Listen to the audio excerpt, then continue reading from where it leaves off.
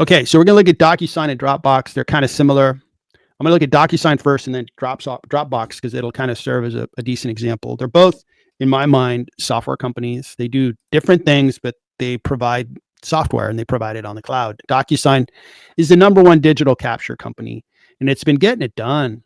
In the 1 year, it's up 50%. This is a smaller cap company, up 19%. Over the 5 year, back in COVID, everybody thought, man, DocuSign is going to do everything. They're so great. And the stock was really pumped up and then it dropped. I started buying probably a year and a half ago, and I'm glad I bought the stock. It just seemed like a lot of value behind the stock. PE ratio is reasonable at 19.48 and then forward P at 25. The reason I say that is this is a growing company. Even though they grew very fast during COVID, right?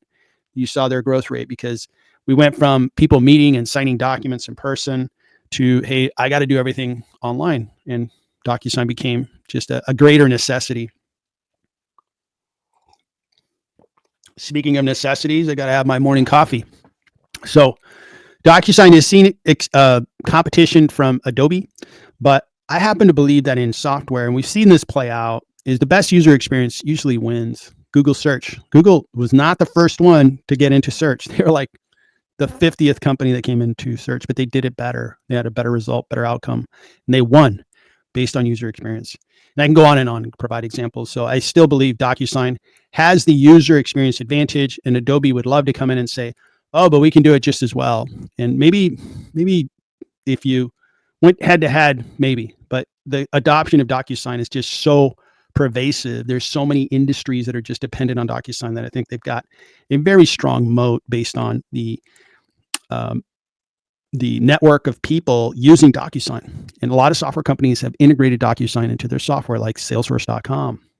So I'm a believer in DocuSign. I really like the company. I have a valuation on DocuSign since I am an investor in the company. I can show that to you.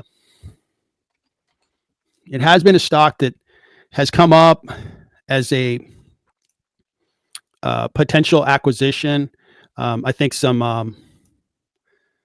a private equity group was looking to buy them, and it really had a nice run up. Right now, I think the stock's actually priced at about a 3% premium. It's fairly priced. 3% is nothing. And I think their cash forecast is really good. It really supports the stock. It's a solid company. When you look at their profitability, let's look at that gross margin. Gross margin, 80%, beautiful. Free cash flow has been growing nicely. So this is an acquisition target for a bigger software company. Now, one shouldn't invest just expecting, oh, they're going to be acquired. But I would not be surprised if DocuSign gets acquired because a bigger software company can add $2.9 billion of revenue. It's profitable revenue, good free cash flow, and maybe make themselves stronger and better. Think of a Google Alphabet, think of a Microsoft, think of companies like that can integrate this product into their software platforms. Even a Salesforce, if they start acquiring businesses again, might be a good buyer of DocuSign. So we'll see how that plays out. For now, I'm holding on the stock because, as I showed, it's a fairly priced stock. So the buying was good a year and a half ago. And we can't trade by looking at the rearview mirror, right? We can only look at the rearview mirror and say, wow, it was a great buy in August. Pick up shares at $50 a share, and your share value would have gone up really nicely. So that's DocuSign. It was a winner. So let's go find the next DocuSign and buy it around this era. And let's see if maybe Dropbox is that next company.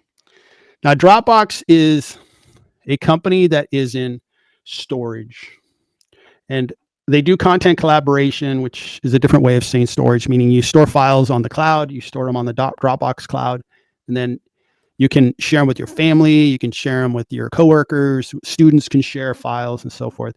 It is a really nice service, but they just have intense competition from Microsoft, Google, because Google has Drive, Microsoft has their OneDrive. I mean, the competition's intense. And it is somewhat of a commodity to be in storage. So I'm not a big believer in this space. I'm not, see how the stocks perform. See how the stock's really not done much, even though they're a software company. We'll look at their growth in a bit. It's a $9.36 billion market cap company. And our friends at DocuSign have doubled. So they were at $10 billion. 17 PE ratio for the current year. Next year, it's going to be nice and low.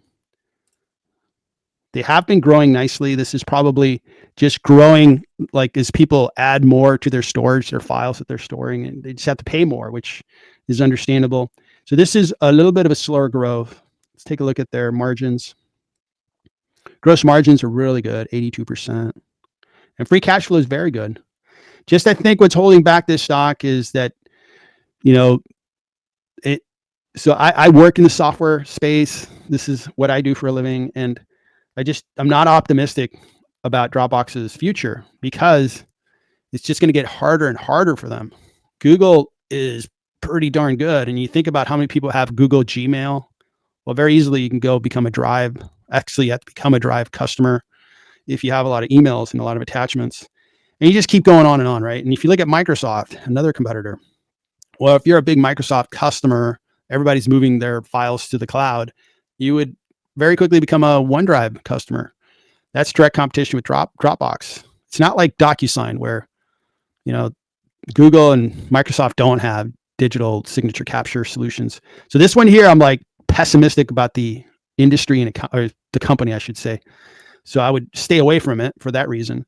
I think the value is there in the company. You never know. Maybe another company acquires them, but that's not the basis for my investing. The basis for my investing is trying to find companies like DocuSign that, hey, I think it's unappreciated, man. This is a good company. They have good competitive advantage. They have good momentum, good growth. And I've bought around here and have made good money on it. This is what I'm looking for. And I don't think Dropbox is going to achieve that.